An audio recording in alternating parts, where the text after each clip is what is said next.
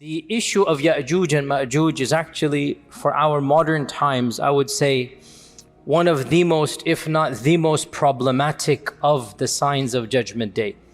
And it has caused many of our youth to question, to doubt. I myself have met people that have actually left Islam because of these types of tales. And we have to be honest and frank and not pretend as if this doesn't exist. Perhaps some of you are not accustomed to hearing people speak like this, but my philosophy is different. We are dealing with the crisis of people leaving our faith, our own children, our own young men and women. And of the reasons why is that we are not answering some of these issues that they bring, and we dismiss them. And I myself have discussed many of these issues with these types of people, and one of them, not the only one, but one of them is Yajuj and Majuj.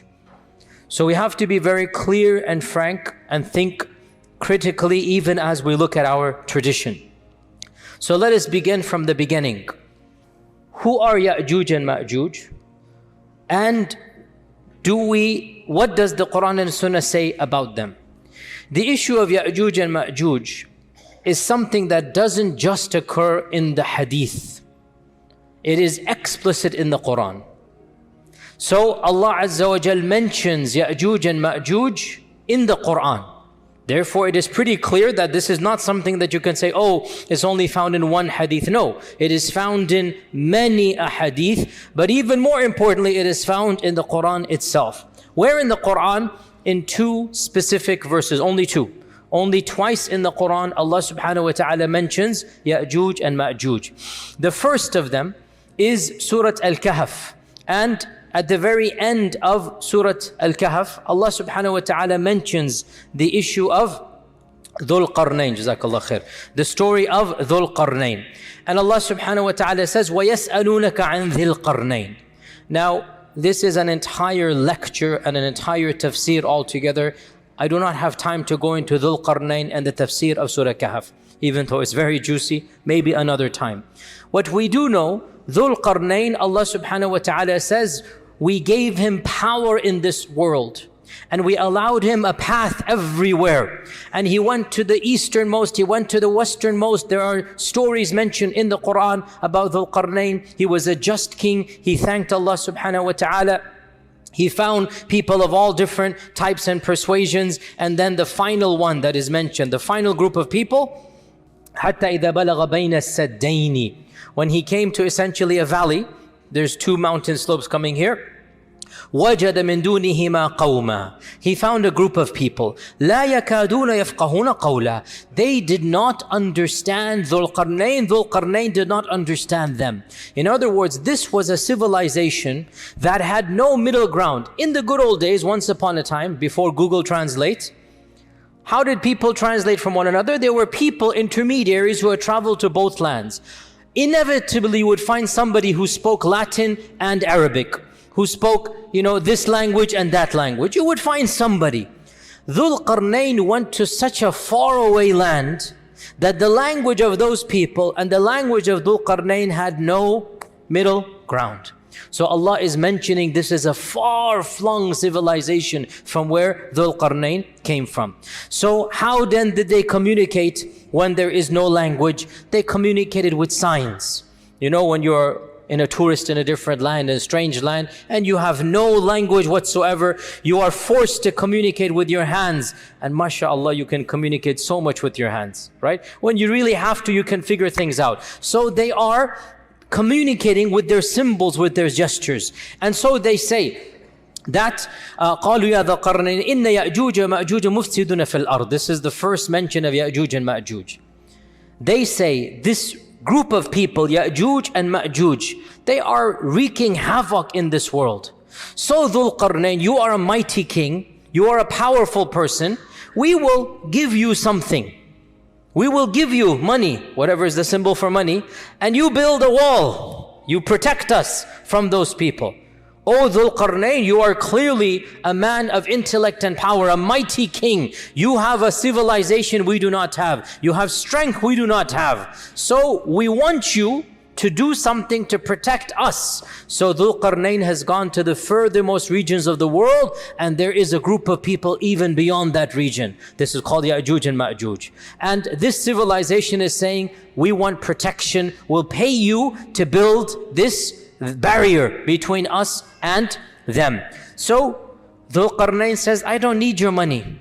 ما مكنني فيه ربي خير فأعينوني بقوة. I don't need your money. I have plenty. What are you going to give me? Rather, I understand these people are evil. So Zulqarnain sympathized with this other nation against Yajuj and Majuj.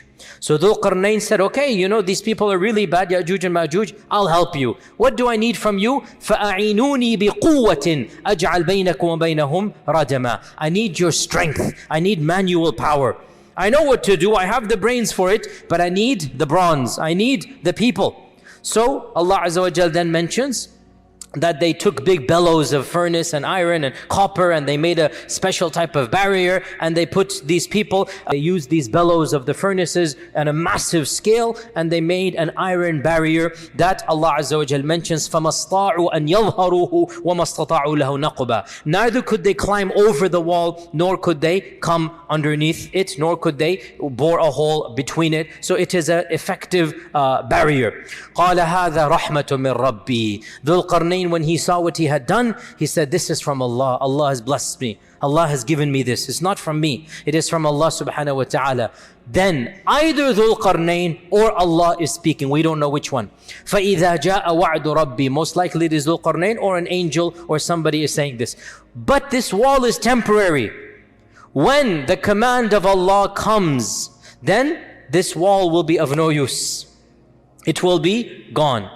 وَتَرَكْنَا بَعْضَهُمْ يَوْمَئِذٍ يَمُوجُ فِي بَعْضٍ. And on that day, these groups will be like waves, just intermixing amongst one another, and the trumpet will be blown. So this is the first mention of Zulqarnain, and it deals with the wall, the first mention of Yajuj and Majuj, and it deals with the wall that was built by Zulqarnain. The next mention of Yajuj and Majuj is Surah Al-Anbiya verses 92 to 97. Surah Al-Anbiya verses 92 to 97, where Allah subhanahu wa ta'ala mentions in the Quran regarding Judgment Day, حَتَّى إِذَا فُتِحَتْ يَأْجُوجُ وَمَأْجُوجُ وَهُمْ مِنْ كُلِّ حَدَبٍ يَنْسِلُونَ. Until finally Yajuj and Majuj will be allowed out. فُتِحَتْ. They will be allowed out, and they are going to be pouring down from every single, slope, from every mountain. They're going to be coming. وَقْتَرَبَ الْوَعْدُ الْحَقِّ. And judgment will now be asunder, will now be well close. So Yajuj and Majuj are right before Judgment Day. This is pretty clear in the Quran. فَإِذَا جَاءَ وَعْدُ رَبِّي in Surah Al-Kahf. Over here, وَقْتَرَبَ الْوَعْدُ الْحَقُّ. And the inevitable hour is coming. So twice in the Quran, Allah mentions Yajuj and Majuj, both of them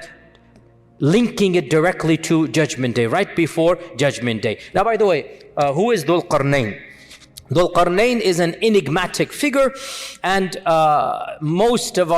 some of our medieval commentators, and then especially the most famous translator of the Quran of the previous century, Abdullah Yusuf Ali, whose impact in the translation was well known. All of us who grew up in the 70s, 80s, 90s, we know Abdullah Yusuf Ali's translation as being the one that had the most impact, even though, long story, but it wasn't very accurate. Number one. Number two, can you believe, this is a completely tangent, Abdullah Yusuf Ali couldn't speak Arabic properly. There's another point, he plagiarized it, but that's a whole different story, not related to our topic here. Nonetheless, his translation went viral, and in his translation and his commentary, he mentions that Zulqarnain is, who does he mention? Alexander. All of you know this, okay? He mentioned Zulqarnain is Alexander the Great.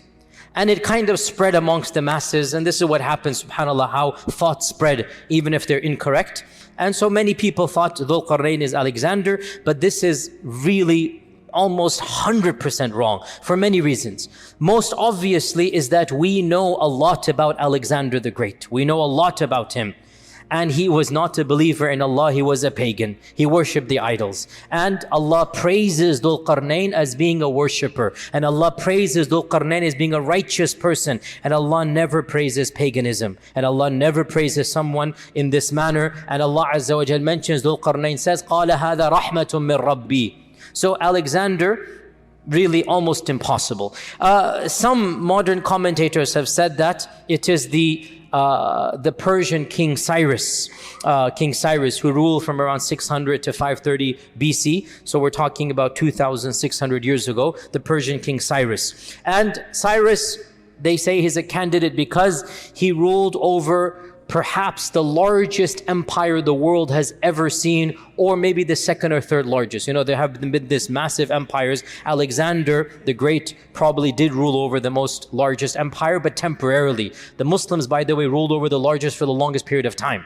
But that's a different thing. Alexander, for a period of time, had more, but it fizzled out with his death. The benefit or the beauty of Islam is that wherever the Muslims went, Islam remained, and Islam and the Muslim civilization was the largest, but it wasn't unified as solid, if you like, as it was under Alexander. So they say Cyrus. But firstly, there are a number of things that don't match up. And secondly, once again, Cyrus was a clear-cut pagan.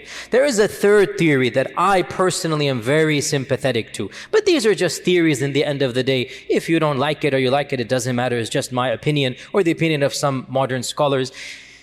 If Zulqarnain were a historic figure, what do I mean by historic? I mean somebody whom we know. Because it is always possible that Zulqarnain is pre-history, pre-recorded history, because recorded history begins around 4,000 years ago. Before that, we don't really have records. Before that, it's just unknown. It's a big black box. Perhaps Zulqarnain is of that time frame. Allah knows. As for recorded history, it goes back around 4,000, roughly 4,000 years or a bit more than that. And we know pretty much all of the massive empires and the great kings of that time frame. If Zulqarnain was one of the kings of this era, then we should know about him in terms of recorded history. Humanity would have known of these types of great kings who have conquered large swaths of the earth. So another candidate that I am personally very sympathetic to is the Persian Emperor Darius, the Persian Emperor Darius, who ruled 550 to 486 BC. And Darius ruled over most of the known world at that time, most of what we now call Asia Minor, the Caucasus, the Balkans, Central Asia, even Egypt, North Africa. He had a massive empire, and he himself traveled to the furthest east and the furthest west. And he led expeditions in his entire kingdom. And he fought against the Egyptians, he fought against the Chinese, he fought against or the people of that region, call them what you will, but he fought against all of these people. And what is interesting about Darius, unlike Cyrus and definitely unlike Alexander, Darius was a monotheist. In contrast to the people before him and after him, we know from the books of history that Darius was an ardent monotheist. He was a strict believer in one God. He was beloved to his people. He had the reputation of being a just king. And we have records of Darius. We have inscriptions to this day of Darius in which he is saying, I am the king, Darius and whatnot, whom God has bestowed power to. In other words, هَذَا رَحْمَةٌ مِّن رَبِّي. Literally, God has blessed me with this power. It is very rare to find an ancient king who basically, Fir'aun said, أَنَا رَبُّكُمُ الْأَعْلَى. Right? It is very rare to find an ancient king who is saying, look, I am a king, but the one above is the one who made me the king. He's the one who gave this to me. So, and by the way, there's also a very enigmatic inscription of Darius in which he is depicted as having two horns as well. So that kind of adds a little bit of a spice, to the whole mix there, that Darius seems to be a likely candidate, and he was an ardent believer. Now, some can say, for those of you who know your history, but Darius was a Zoroastrian. And we say, well, there was no Islam per se at this point in time. We're talking 2,000 years ago. And Darius believed in the one supreme God that they called Ahura Mazda.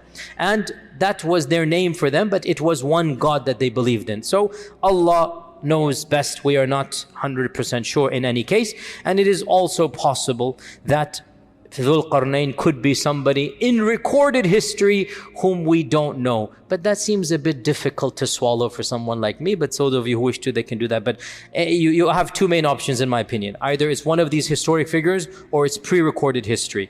But then the issue comes again to make the issue more enigmatic. Generally speaking, Quranic history is recorded history. Only Nuh and some are history. Otherwise, Ibrahim, Ismail, Ishaq, the rest of them, they're basically in the time frame that most civilization is known. So Allah Ta'ala knows best. In any case, Zulqarnain is called Zulqarnain according to our tradition, either because he had 2 streaks of white hair, or because he wore a helmet with 2 horns, and Darius is depicted as 2 horns, or because he went to the east and the west. So the qarn here is east and west, so the owner of the east and the west. So this is the notion of Zulqarnain. Now, we're going to get to Yajuj and Majuj. Before I talk about my own understandings and whatnot, let's see what else is mentioned. So this is Yajuj and Majuj in the Quran. We don't have much about them other than they seem to be a race of savages. They seem to be a race that is barbaric, killing, looting, plundering. And Zulqarnain, who has never met them, is sympathetic that these people are bad. He just wants to build a wall to protect these strangers from Zulqarnain. So what does the ahadith say? The ahadith are numerous. In fact, in the 6 books of hadith, there are around a dozen narrations of Yajuj and Majuj. So it's not a small amount. There are around a dozen, Bukhari and Muslim have around 6 or 7. So it is mentioned in the most authentic books, Yajuj and Majuj. The concept of Yajuj and Majuj is found in our tradition. And of these ahadith, is the hadith in Sahih Muslim where our Prophet ﷺ said 10 are the major signs of Judgment Day, and he mentions Ad-Dukhan, Ad-Dajjal, Ad-Dabba, the rising of the sun in the west, the descent of Isa ibn Maryam, and Yajuj and Majuj. So number 6 on this list mentions Yajuj and Majuj. This hadith is in Sahih Muslim. So he mentions Yajuj and Majuj as being one of the 10 major signs. In another hadith, Sahih Bukhari, this is the Bukhari hadith, the Prophet ﷺ, actually the Muttafaq Ali, Bukhari and Muslim, the Prophet ﷺ said that he quoted the verse in the Quran that يَا أَيُّهَا النَّاسُ اتَّقُوا رَبَّكُمْ إِنَّ زَلْزَلَةَ السَّاعَةِ شَيْءٌ عَظِيمٌ يَوْمَ تَرَوْنَهَا تَذْهَلُ كُلُّ مُرْضِعَةٍ عَمَّا أَرْضَعَتْ وَتَضَعُ كُلُّ ذَاتِ حَمْلٍ حَمْلَهَا وَتَرَى النَّاسَ سُكَارَى وَمَا هُمْ بِالسُّكَارَى وَلَكِنَّ عَذَابَ اللَّهِ شَدِيدٌ. This is the beginning of Surah Hajj, and Allah subhanahu wa ta'ala mentions in it that this is Judgment Day, that, O mankind, fear your Lord. For indeed the earthquake of Judgment Day is something to be terrified. On that day you will see people, the mother will neglect her breastfeeding child, and people will walk around as if they are drunk, but they are not drunk, but the punishment of Allah is severe. And the Prophet ﷺ quoted this ayah, and then he said that when will this happen? When will people be so terrified? When Allah will announce to the angels or to Adam that, O Adam, take the people of Jahannam to Jahannam. And so from every 1,000, 999 will go to Jahannam. The Sahaba said, Ya Rasulullah, with those odds, how can we be safe? If every 1,999 are going to go to Jahannam, how can we be safe? What is the statistical chance of us winning? And so the Prophet ﷺ said, I give you good news. For every one of you, there will be 1,000 of Yajuj and Majuj.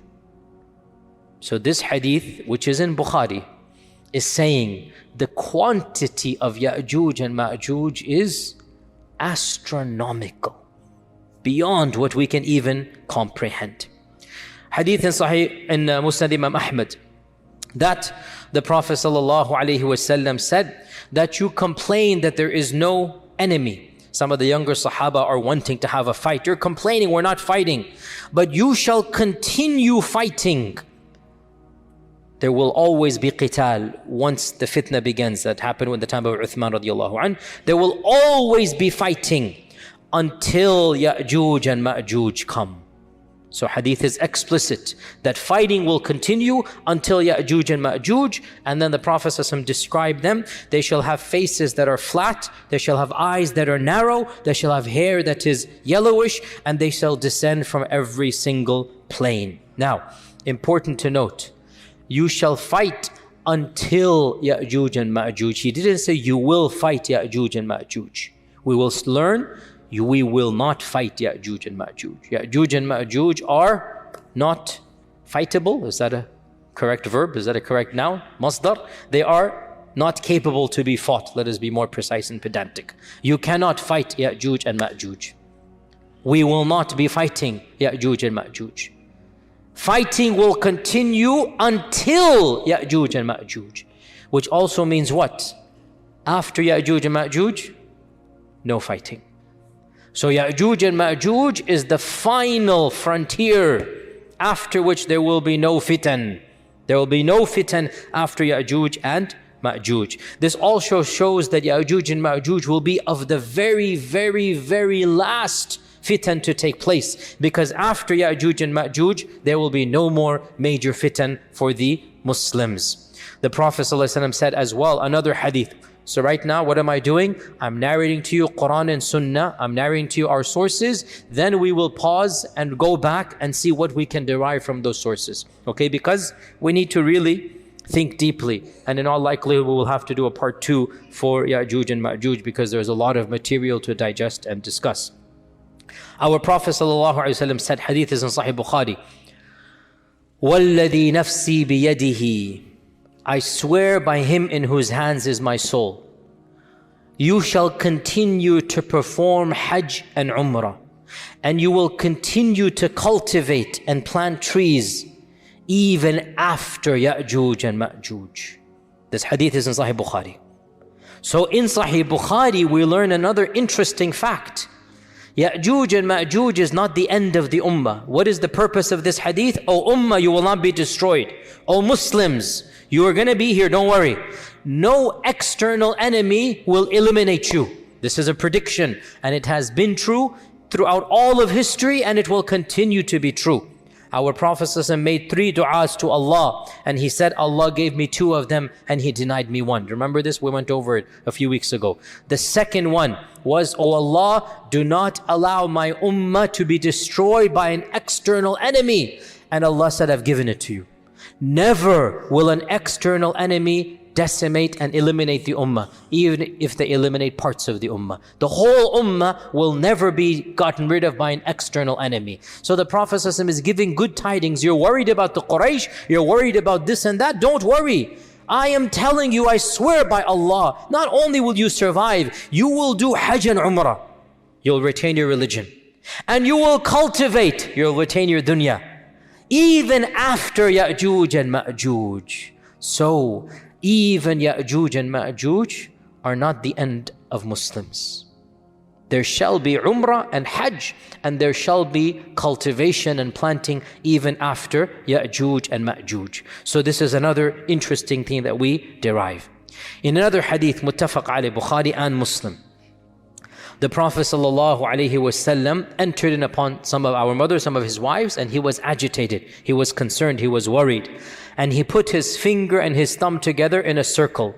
He put his finger and his thumb in a circle.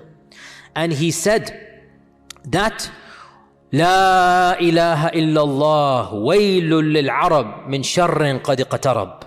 La ilaha illallah, waylun lil Arab min sharrin qad iqtarab.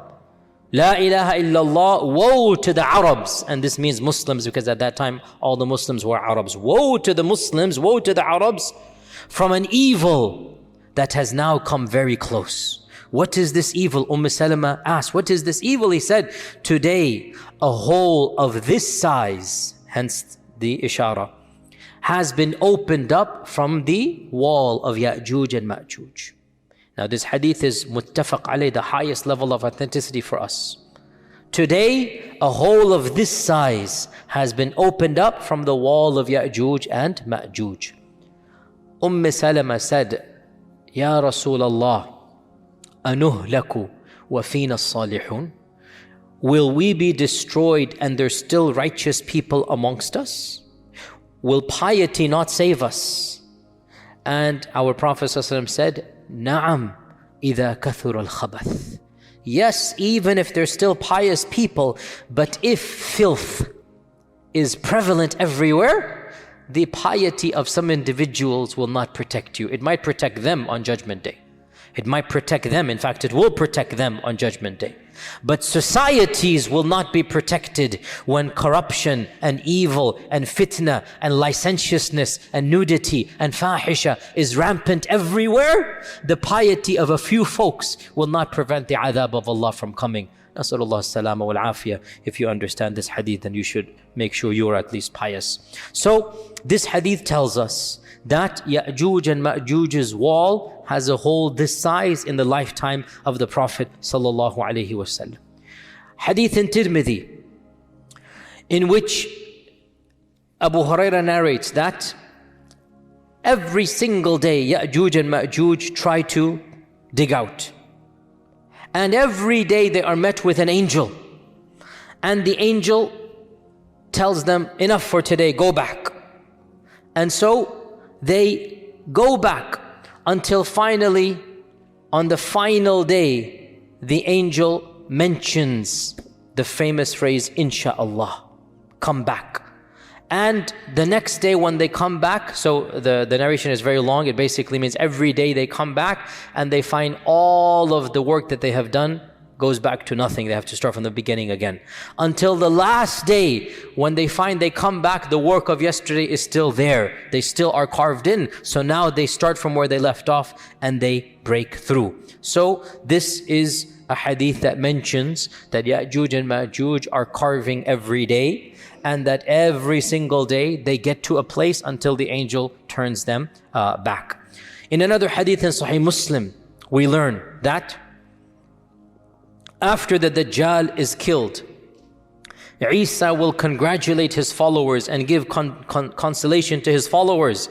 And within that time frame, or a very short time frame, Allah will inspire Isa that a new group has come, Ibadan li. Creations of mine have come, no one can fight them. No one can fight them. So take my servants and go to Jabal Tur, go to Mount Tur and protect them over there. Then Allah will send Yajuj and Majuj out, and so Isa and the Muslims will not see them. They will be protected in the caves of Turi Sayna somewhere. Wherever Musa was or in that region, there will be protected over there. Now, in this hadith, we learn that Yajuj and Majuj are so dangerous, so evil, that Allah Himself says, nobody can fight them. Interestingly enough, this army has just fought the Dajjal. This army has just fought the Dajjal, and they have won over the Dajjal. And they are told, you cannot fight Yajuj and Majuj. In fact, it is so bad that Allah protects them even from seeing Yajuj and Majuj. They just flee by the command of Allah before Yajuj and Majuj come. They find protection in the caves that Allah tells them to find protection in before Yajuj and Majuj come, and they remain in those caves. For how long? Allah subhanahu wa ta'ala knows best.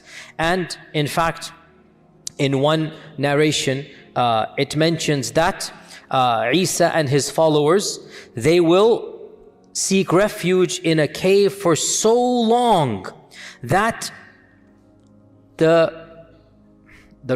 what is the term I'm looking for? The head of a ram, the head of a goat, the head of a ram, a dead ram, will be more precious to them than 100 gold dinars. Now the head of a ram is almost useless. It has no meat, it has nothing you can benefit from, you throw it to the side. But they will be in the cave for so long that that head will be more precious to them than 100 gold coins. A fortune. They have nothing to eat and drink until finally, when they notice whatever they notice, we don't know, the hadith doesn't mention, maybe there's quiet, maybe there's something, they will say, who can go and volunteer and see what is going on outside the cave? So a man will volunteer, he will be considered the best of them, and he will resign himself to die the death of a shaheed. He's given up that he's going to die the death of a shaheed. And he will come out only to see that the world is full of corpses of Yajuj and Majuj. The world is full of corpses of Yajuj and Majuj. And then He will call out the people, and they will come out and they will see not a single handspan of the earth except that it is piled with Yajuj and Majuj, and the world will stench. There will be a stench that they cannot bear from Yajuj and Majuj's body. So they will desperately plead to Allah subhanahu wa ta'ala at this. And Allah Azza wa Jal will send a rain that will cleanse the earth, a cleansing that it has never had before. Deep cleansing from Allah Azza wa Jal. In another narration, Allah will bring a special type of bird that will pick up their bodies and take them away. So we have the removement of the corpses, then we have a special rain that will wash away the remnants as well. So this is another tradition from Sunan at-Tirmidhi. We also have in Musnad Imam Ahmad the phrase, which is also in other books as well, that Allah Azza wa Jal will send Yajuj and Majuj, and they will descend from every single plane. وَهُم مِّن كُلِّ حَدَبٍ يَنْسِلُونَ. This is a Quranic verse. And they will pass by At-Tabariyah, and they will drink from At-Tabariyah. It's a massive lake. We'll mention which one it is in a while. And by the time the last of them passes by, there will be no water in the lake of Tabariyah. And the last batch will say, there used to be water over here. And Isa and his followers will remain trapped in a cave until the head of a lamb is more precious than 100 gold coins, as I mentioned this also in Tirmidhi. Then they will make dua to Allah to save them from Yajuj and Majuj. So Allah will send a disease against them. Yajuj and Majuj will not be killed with the sword. Allah will send a disease against them that will attack their necks, and they will die the death of one person. When one of them dies, all of them die. It is a simultaneous death. The death of one person. These billions or millions or hundreds of millions of people, they will die instantaneously, the death of one person. The death of one person, and then this man will come out. The hadith goes on the back to the one that I mentioned. The man will come out terrified, scared. He will find everybody is already dead. Then Isa will come out. They will find not a single space to stand except the bodies will be rotting. So Isa will make dua again. So Allah will send birds with the necks of Bakhtari camels. Bakhtari camels, the Bactrian camels, the camels that have these U-shaped necks. There will be birds like this. Massive birds will come, maybe Tayran Ababil, something like this. They will take them and then throw them wherever Allah subhanahu wa ta'ala wills. So this is another narration. Yet another narration. Yajuj and Majuj will conquer everybody in this earth. They will kill everyone. Pause here, footnote. Who will they kill? Clearly not the followers of Isa. So the remnants of the army of Dajjal, anybody who fled and was not caught, any human beings that have not embraced Allah and believed in Isa at this point in time, these will now be destroyed by Yajuj and Majuj. So Yajuj and Majuj will conquer the world, and they will get to Tur, and Tur is where Isa is. They will get to Tur. In one narration, they will get to the Jabal of Quds, the mountain of Quds. Is this Mount Olives? Is this the mount that is in front of Aqsa? In that region they will be. And they will find nobody to conquer. They've conquered everybody. So one of them will say, we have conquered the inhabitants of this world. Let us conquer the inhabitants of the heavens. So they will throw an arrow towards the heavens, and Allah will cause the arrow to come back full of blood. In another narration, they will wave their spears towards the heavens, and Allah will cause their spears to come back with blood. And so they will say, we have now conquered those in the heavens. Then Isa will make the dua, and then they will be destroyed. Now, this lake Tabariyah, most of our commentators mention that this is the lake Tiberias, and this is also called by the Christians the famous Sea of Galilee, the Sea of Galilee. Okay, and to this day it is called Tabariya by the Palestinians and the Arabs of that region. Tabariya it is called, the Sea of Galilee. And the Sea of Galilee, it is a massive, massive lake. It is a massive amount of water. It has fed the crops and the people for 2,000-3,000 years. What group is Yajuj and Majuj that in one generation, that lake which has given mankind water for 2,000-3,000 years will be gone? Think about that. How much will this group drink? How much will they, I have seen Tabari, like many of you have been to the Sea of Galilee. If you go to that land, you see it. It's like a mini ocean. That's why it's called the Sea of Galilee. It's like a mini ocean, even though it's not a sea technically, but it looks like it. It's massive. You can barely see. You can see, but you can barely see the end. This all water will be gone in one group? How? Think about this. It's very strange. How can it go? But this is what the hadith says. Also, what type of enemy is this? That the people of Isa haven't even seen them. What type of enemy that they cannot physically even fight them? Are they not humans? We're going to come to this. Because they fought Dajjal and his people and they were human. What is going on here? That they are not even seeing them. The man who's going to go see them is thinking he's going to die just by looking at them. He's already made up his mind, I'm a shaheed, I'm going to die. He volunteers the death of a shaheed, like there's no way I'm going to be coming back. So we also have in a number of traditions as well, what demonstrates their quantity is that the Prophet ﷺ said that the Muslims will use the weapons and the armor of Yajuj and Majuj for many years to come. So they will get this stuff. In one hadith, in Musnad Imam Ahmad, he said, the beasts of the earth will grow fat and feed themselves for many years from Yajuj and Majuj. So the corpses will be so much that Yajuj and Majuj will fertilize the earth. And from this fertilization, there shall be a time of great opulence in terms of food. Perhaps the most opulent time in the history of mankind will take place, where our Prophet ﷺ said, one pomegranate, one rumman will feed an entire tribe.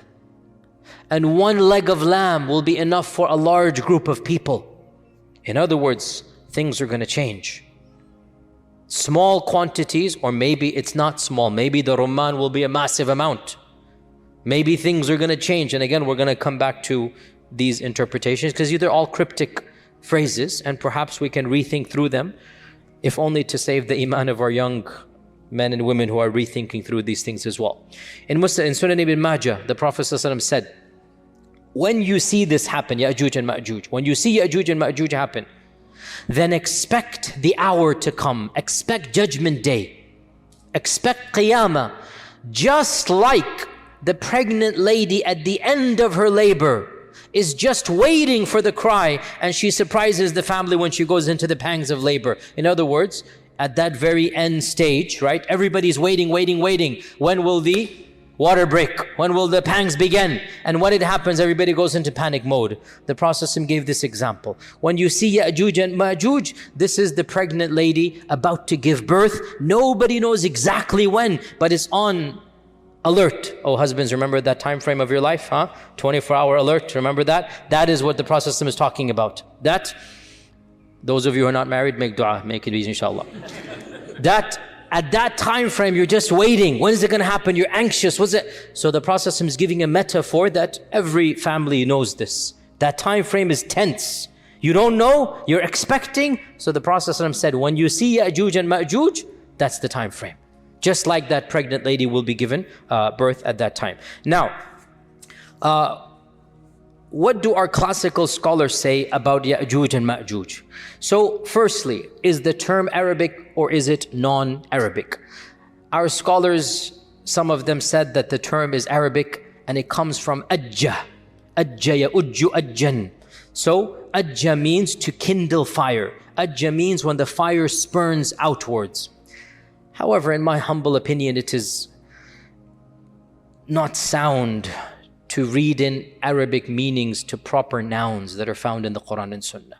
Because Arabic is a language that has come and the time of our Prophet it reached its pinnacle, but it wasn't around 10,000 years ago. It was another language back then. If you know the study of linguistics, if you know language, languages evolve. Languages are things that are fluid. Language never stays the same. It is something that comes and goes, and all languages are interconnected in the great family of languages, and you have these, language bundles, if you like, the Afro-Asiatic language, the Semitic and Hebrew languages, the Romance languages. You have these language bundles that are all interconnected, and interestingly enough, footnote here, they all go back to one language. There is the mother of all languages. And why are we talking about languages? Let's get back to Yajuj and Majuj. So they say that Yajuj and Majuj goes to Arabic, and I say, I'm not buying it. It's a classical noun. It has very little to do with Arabic. As well, the term Yajuj and Majuj is found in pre-Islamic literature, Gog and Magog. It is found, it is pre-Islamic, Gog and Magog. And it is mentioned in the Old Testament, Gog and Magog,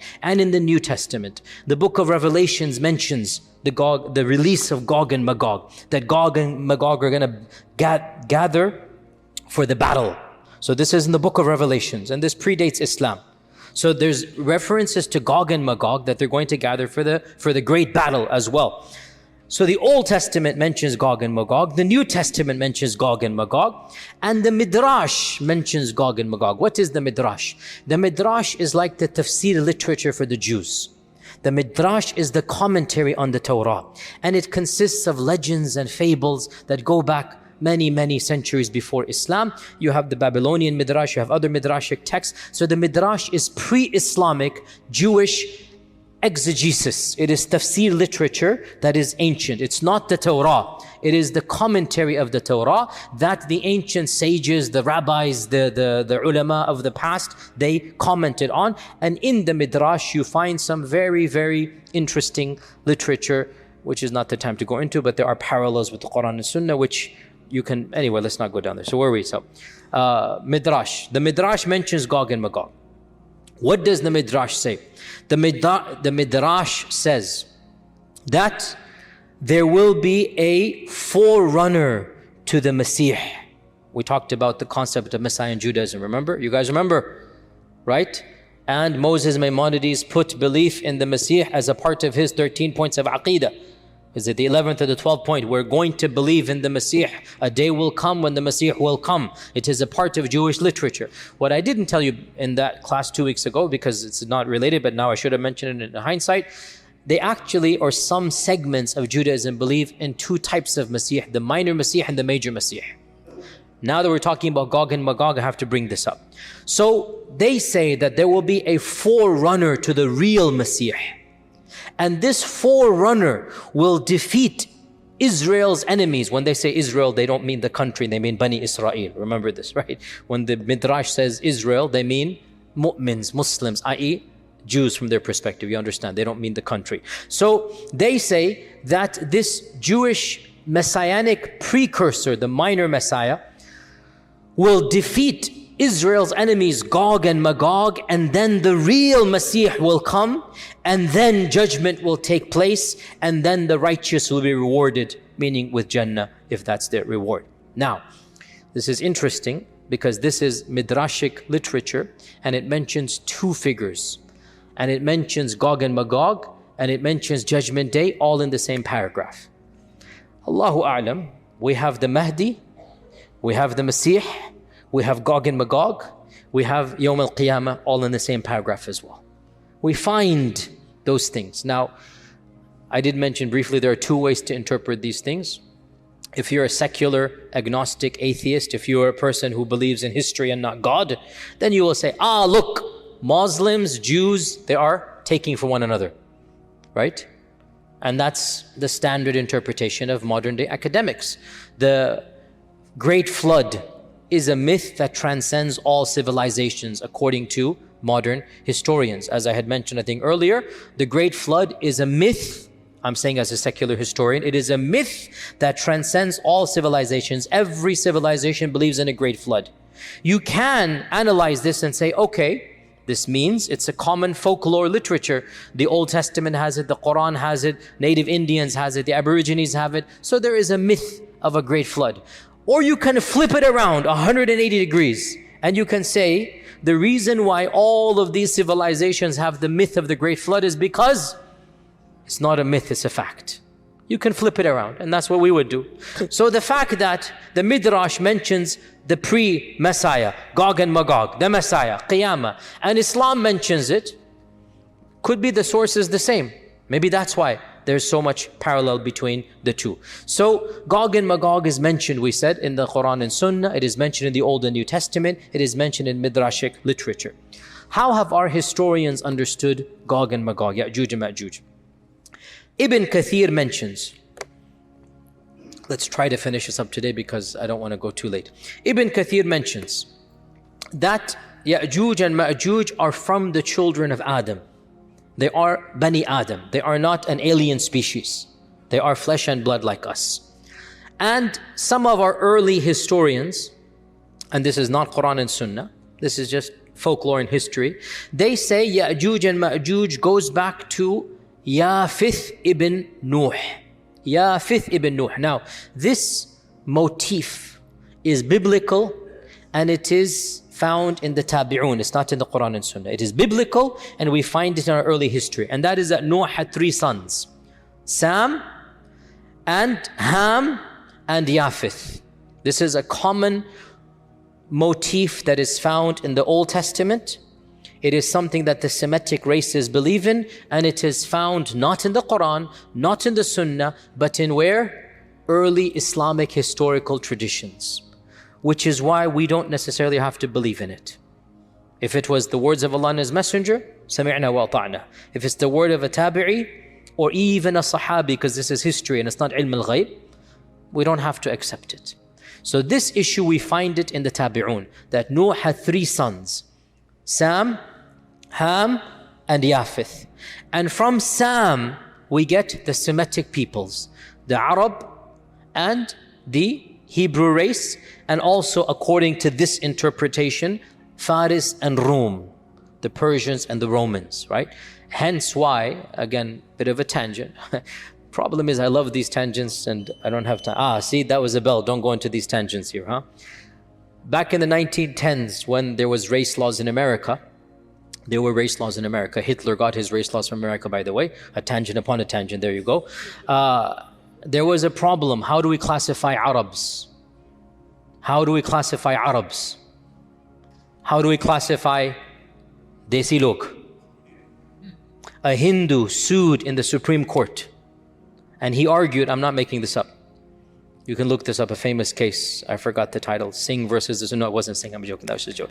I was scrap that. But it was a Supreme Court case. Supreme Court case. And he argued that he is. What do you think he argued? Aryan. Very good. Yes. Very good. Exactly. He argued he's Aryan. Aryan mean Caucasian. In fact, he said, I am the Asli Aryan. You guys are Naqli Mal. I'm the real guy. And he used these race theories, and from this as well, Middle Easterners said, well, we are Caucasians. We are the descendants of Sam. They brought in the Bible. We are this. So this is now a theory that they had. And that is why to this day, some people say if you're Arab or Desi, you're technically Caucasian. And in fact, all of this is a little bit antiquated, to be honest. These views and whatnot, they don't add up scientifically. So all of this is anyway. But the point is, this is the notion that Sam is Semitic. And Ham is the father of the Barbar and the Qibt and the Sudan. So African peoples, Ham. And Yafith is the father of the Atrak and the Slavs and the Yajuj and Majuj. So the Russians and the Mongolians and whatnot are Yafith. To be brutally honest, this entire trope smacks of racism.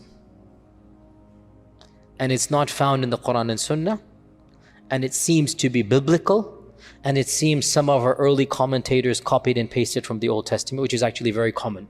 There's a genre called Israeliyat, where some of our earliest scholars, they would study the Midrash and they would study the Jewish folklore. And at that time, the Jewish folklore was considered to be a civilization worthy of admiration and respect. So they would take this and then speak it in Arabic to the masses, and the people would think that this is a part of Islamic folklore, even though it is coming from the Midrash. And this is well known, but I'm not inventing this up. It's called the Israeliyat. Look this up. So Allah knows best. I am very skeptical of all of this in any case. So Ibn Kathir says they are the children of Yafith. That's what I'm trying to say. All of this was that. And this is the standard interpretation of the majority of our medieval scholars. The fact that Yajuj and Majuj are Bani Adam, it seems pretty clear from our tradition. Bani Adam means human beings.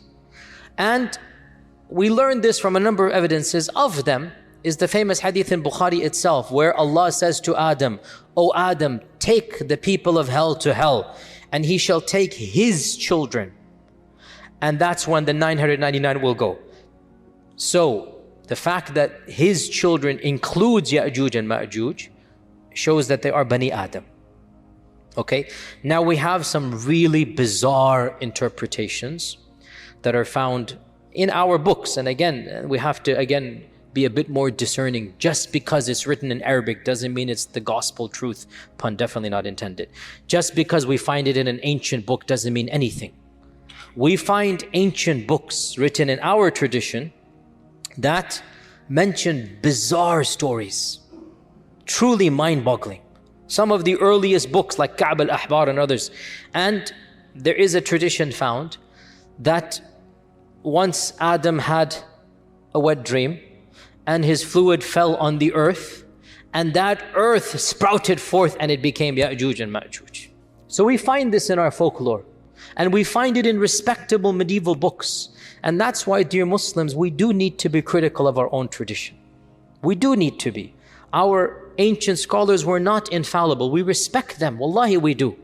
But they were people of their time and place, and we need to look at it in our time and place and be cognizant of their humanness as we are cognizant of our humanity as well. So this is also found that Yajuj and Majuj are Bani Adam but not Bani Hawa. Go figure. In any case, getting back to Yajuj and Majuj, time is so limited, I have so much to say. Let's see if we can summarize this. To be brutally honest, standard medieval interpretation of Yajuj and Majuj is the following. This is what you find in Ibn Kathir. You find it in the tafsir literature of As-Samarqandi and of Al-Tha'labi, and basically this is the mainstream interpretation for our classical and middle ages of Islam. Ever since the beginning of writing tafsir, let's say 300-400 Hijrah, up until pre-modernity, up until going to CE 1800s or whatnot. If you look at any book of tafsir, any book of history, the notion was the following. Yajuj and Majuj are a bizarre, exotic tribe in the nether regions of the world that have been trapped by Zulqarnain thousands of years ago, and they're still trapped to this day.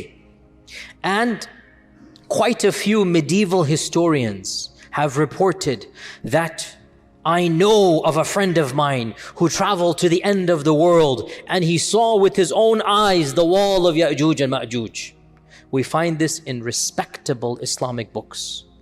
The notion that Yajuj and Majuj are a living tribe blocked to this day behind the wall that was built 4,000, 5,000 years ago. That wall miraculously is still there. People can see on the one side, and on the other side you have these savages that Allah knows how they're eating, drinking, replicating, whatnot, and they're still there for eons and eons and eons. This is the standard interpretation of our scholars of the tradition, not of the Quran and Sunnah. You understand what I'm going to get at, okay? We don't blame them. In their time frame, the world was unexplored. In their time frame, nobody traveled the world. The reason why Marco Polo became famous and Ibn Battuta became famous was because they traveled half the world. That's it. And they became world famous because they did what nobody had done. They simply went from one side of the known civilized world to the other side, and they came back. Marco Polo to Naples, to Italy, or to Sicily, wherever he was. Naples or Italy, where was he? And Ibn Battuta to Tunisia, where he was from. So people didn't travel. And folklores and legends were very common, and it was easy to believe these types of things, that there is this nether region of, and you know, if you read, by the way, even Ibn Battuta, by the way, you find bizarre fables. You find belief in mermaids and you find weird creatures and whatnot. This is what he believed. He really believed that there are races and aliens, or not aliens, but you get my point. This is the notion of his time. Marco Polo as well, he believes these types of things. So it's not surprising that our medieval scholars believe this type of stuff. Now, obviously, dare I say, anybody who knows science and geography and modern civilization, you cannot believe that there is a tribe for 4,000 years trapped behind a wall. I mean, if you believe this, that's your position. I cannot believe it. I find this very difficult to believe.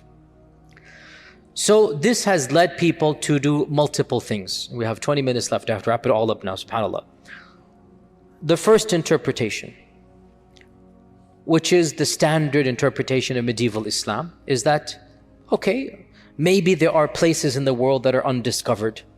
Maybe there is a race of people locked up behind the Caucasus Mountains or in Mongolia or whatever, and they're still over there.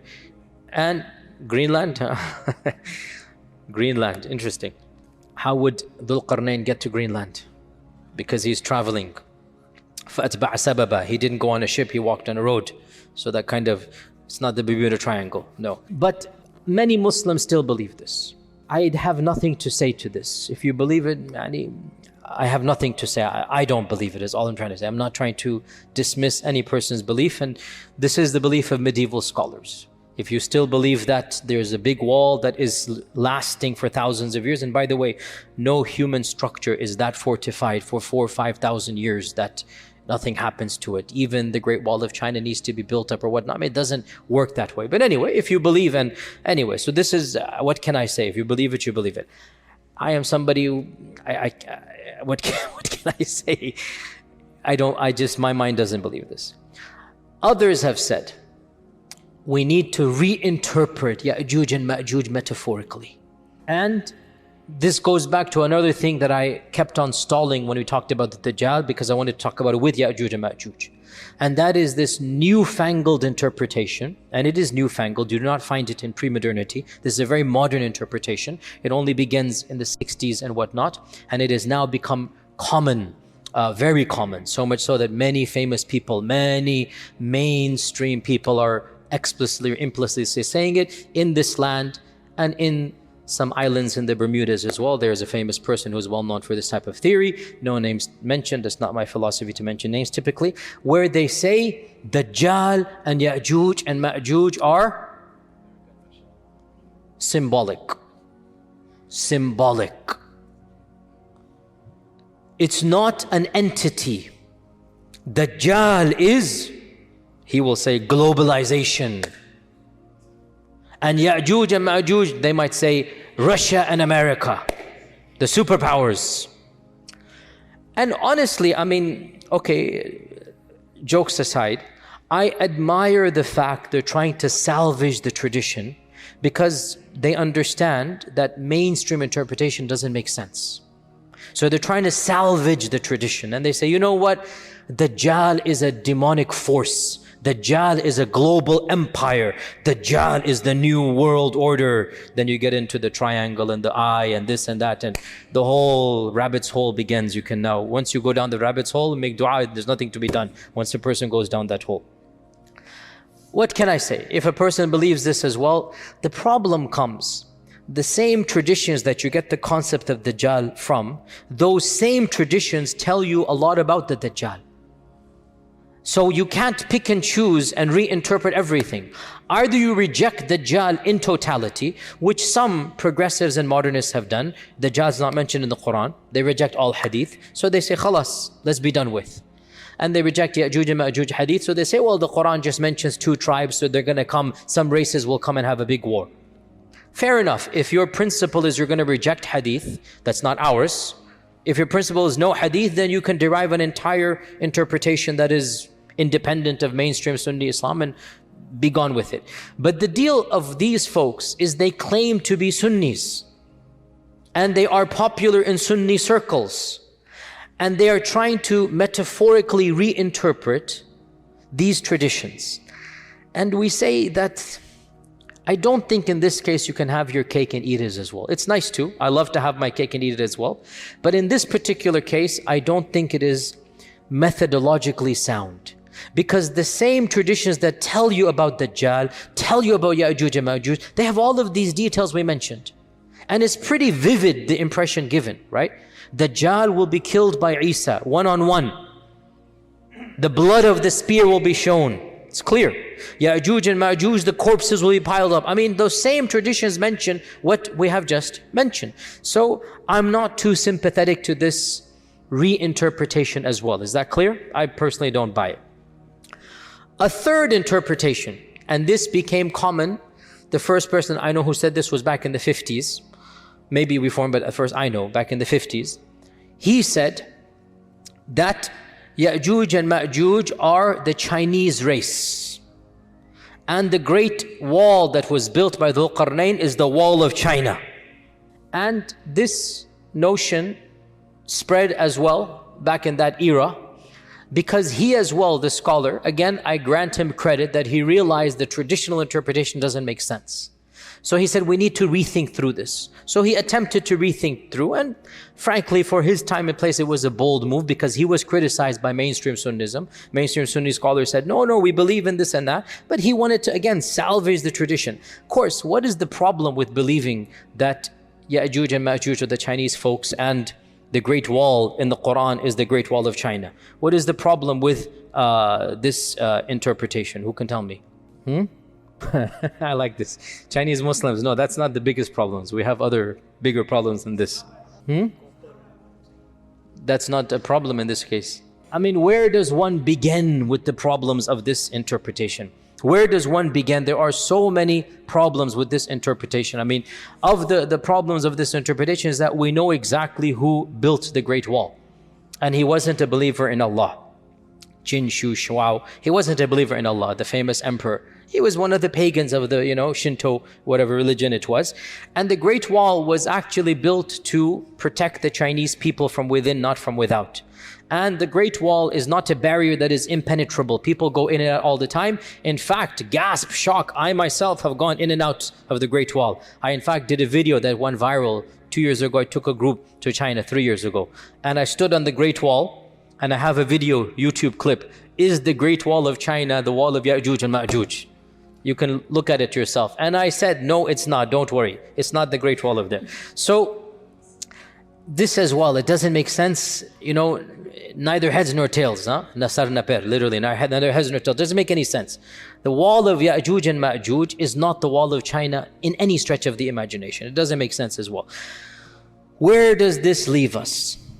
Another group of, let's finish this one. I know I promised Q&A. Let me finish this up. Another group says, and this is something that I have heard myself, some ulama say, that perhaps Yajuj and Majuj are not on earth but under earth.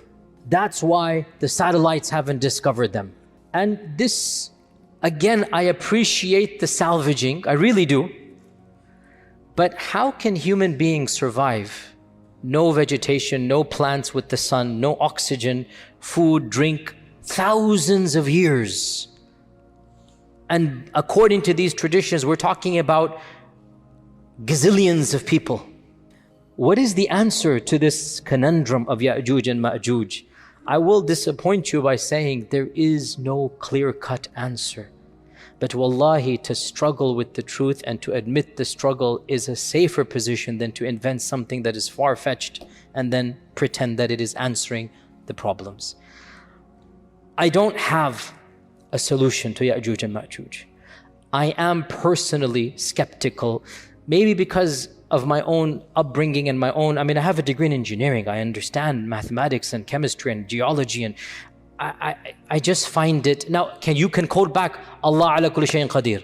And I say, indeed, Allah ala kulli shayin qadir. But are we obliged to believe that Yajuj and Majuj are billions of people under the earth? This is my point. If the text told us explicitly, sami'na wa ata'na. But when the texts don't tell us this, can we rethink through and say this? So I conclude with two opinions. The first of which is plausible, the second of which is even embarrassing to mention, but I will mention it. As for the plausible one, Allah knows best. Perhaps, this notion of a living tribe of Yajuj and Majuj is not correct. Because if you look at all of the traditions, there is only one tradition that is in Tirmidhi with one isnad that mentions the Yajuj and Majuj are daily digging. And every single day they're told to go back. All the other traditions don't mention a living Yajuj and Majuj. As for the hadith in Bukhari that the wall has been opened, that could be a wall. It could be, in this case, see to what level of metaphor is allowed? Ijtihadi. If it were to be said, a wall has been opened is a metaphor that indeed Yajuj and Majuj is now closer to you. Personally, I don't see this as that much of a stretch than to interpret all the hadith to mean Yajuj and Majuj are symbolic in nature. But again, it's ijtihadi. The only tradition that mentions Yajuj and Majuj are alive right now, and they are digging through every single day, is a solitary narration in Tirmidhi and also in other books, but the same isnad.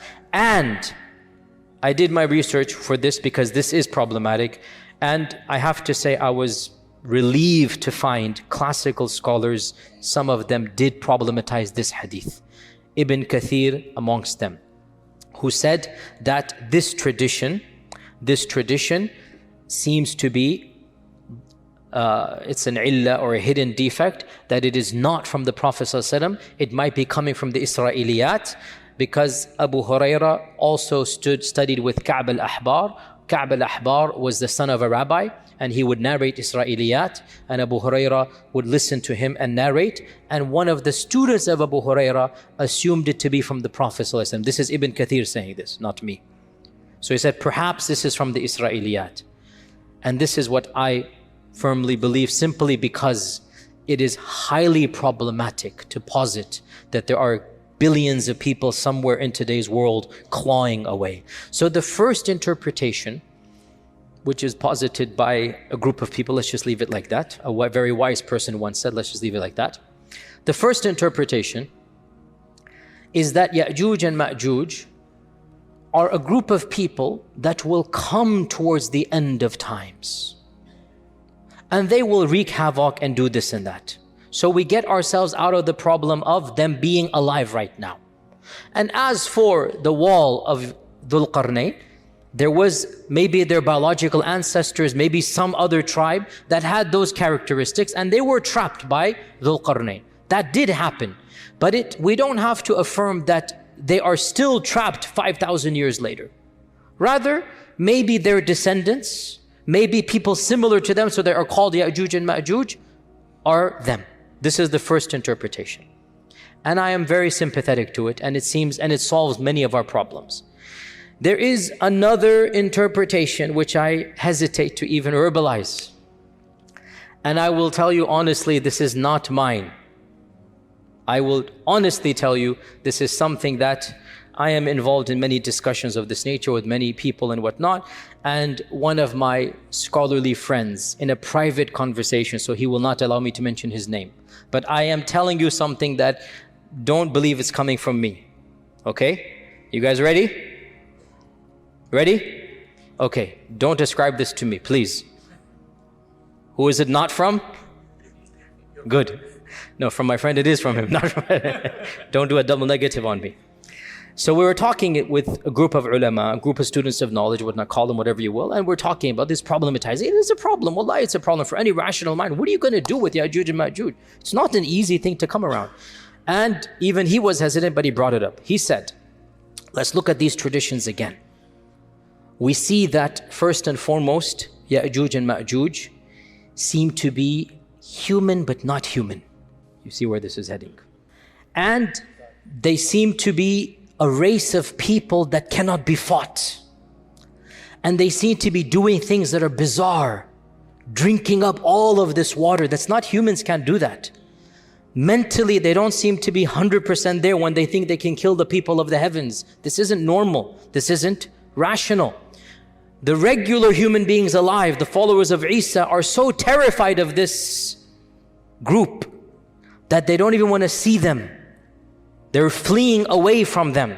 They will not fight them. The hadith mentions they will not be able to be fought. لا يدان أحد من قتالهم. And he mentions, if you look at the popular imagination of our times, you find a genre of literature and horror movies. You see where this is heading. And he mentions the word. And my jaw just dropped and I laughed. I said, are you serious? He goes, hear me out. Don't call them that word. For those who don't know the word, maybe the youngers can tell them later on. Don't call them that word, but the concept. What if we're talking about chemical warfare? We're talking about dajjal. We're talking about the bird falling down. Things are happening, weapons being unleashed, weapons beyond our understanding. What if the concept is there that these groups of people are human but not quite human?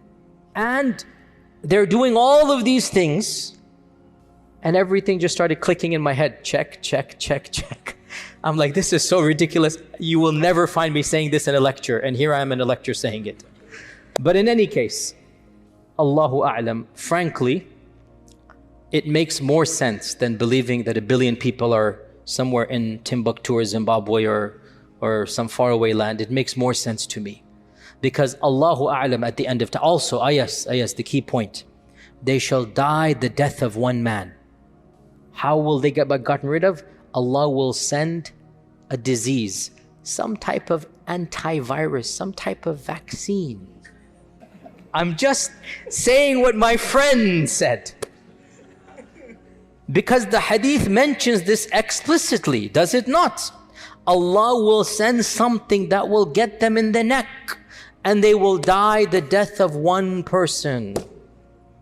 So when my friend kept on going over all of these points, my laughter turned to a serious contemplation.